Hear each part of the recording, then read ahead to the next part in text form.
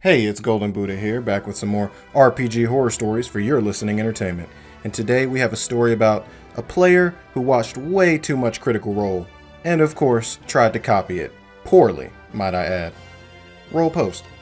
This is a story about a short-lived campaign I ran last year for a friend of mine I will name Sasha, and her friends. They were super interested in playing a D&D game, but they had never actually played a game of D&D. I had some time at that point, so I offered to run a D&D game for them. I worked and created this fantasy world based around a central theocratic kingdom that initially appeared to be a calming force on the continent, but in actuality were evil and were causing problems all over the land and stoking xenophobia to justify becoming a militant isolationist country. When talking to the party, they almost immediately started talking about how they love to watch Critical Role, and I was like, oh cool, I guess. I've never been particularly interested in Critical Role. I've seen some clips on YouTube and watched an episode where they hunted some frog demon in a circus, but it never really grabbed me. Personally, I'm more of a Dimension 20 guy, but not important. I didn't really think anything of that. Big mistake. Almost any time any of them did anything, they would go on a 20-minute tangent about something slightly related to Critical Role. There were even a few times where they'd be like, oh, this is like the time in Critical Role they did this. Are you sure you didn't watch Critical Role? No, I don't watch Critical Role. They didn't invent all Fantasy World storylines. There were even a few instances where players would go do something and be like, okay, so did you watch that episode of Critical Role where they did this? And I'd respond with, no. And they'd go, lame. And once one of the players even went, God, this is annoying. You should really watch Critical Role. We're trying to have fun here. Apparently, my not watching Critical Role is inhibiting their fun. Somehow. Sasha was the worst offender of this during character creation. Sasha began with, okay, so do you know the character Jester from Critical Role? I responded with, kinda? Sasha then goes into detail about how she really likes Jester's personality, and she thinks the voice Laura Bailey does is really funny, and essentially Sasha's character is just Jester to a T. Literally even down to being a tiefling that's half genasi. The only difference is that Sasha's character was half fire genasi. I mostly just brushed it off because in my experience, new players would often rely on existing characters to base their first characters off of. This was a mistake. Sasha would always talk in a poor recreation of Jester's voice, but unfortunately, Sasha is not a professional voice actress, so it was not a particularly good performance, and just sounded like a really bad Russian accent. If that was it, I wouldn't have had an issue. I suck at voices too. Almost everything she did or said had the tagline of, well, this is what Jester would do, so this is what I do. She mostly used this to justify acting as an airheaded, flighty character that was just the definition of chaotic random.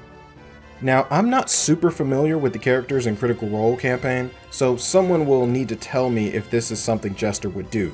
The party was in the governor's mansion of the town they were in, and were getting a job to do something about the nightmares plaguing the town.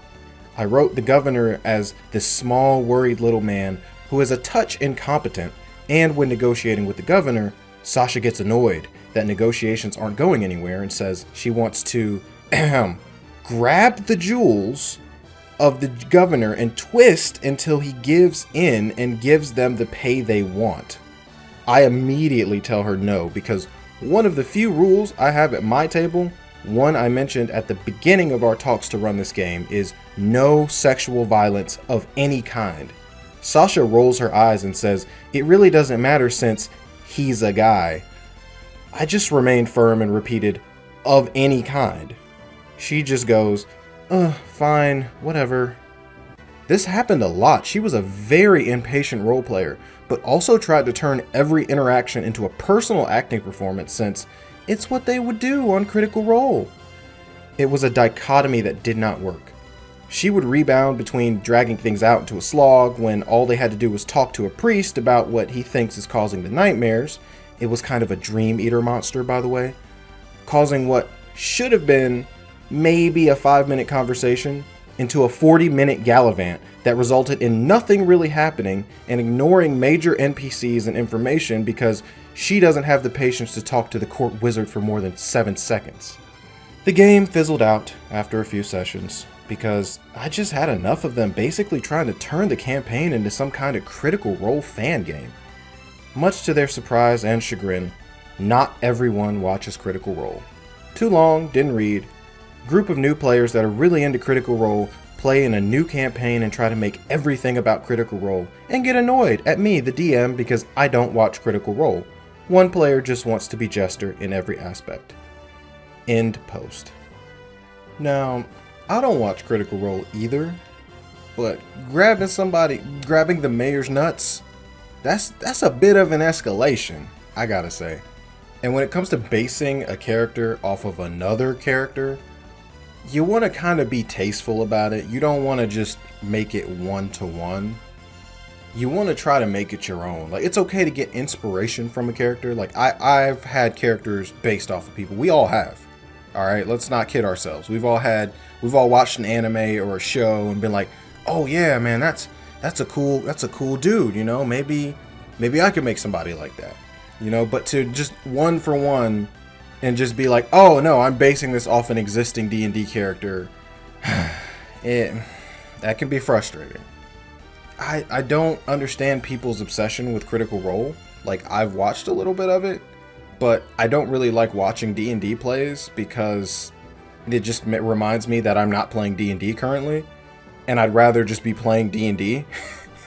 And you know, usually when you listen to like Critical Role or whatever, you're at work or you're doing something else. So I'm like, damn, I wish I could be playing D&D right now. And it's just, that's why I don't listen to a lot of those things. But you shouldn't expect your DM to come in with the same level of expertise and entertainment as Critical Role. A big thing that a lot of players forget is that you help add to the enjoyment of the game. The DM is not there to entertain you. It is a collaborative effort. If you're sitting here waiting for the DM to entertain you, then you're doing something wrong. You should ask yourself, what can I add to the game to make this more fun for myself and everyone else? You know, you have to be considerate as well. And it doesn't seem like these players were being very considerate of their DM at all. Tell me what you think about this story in the comments below. Like and subscribe for more content.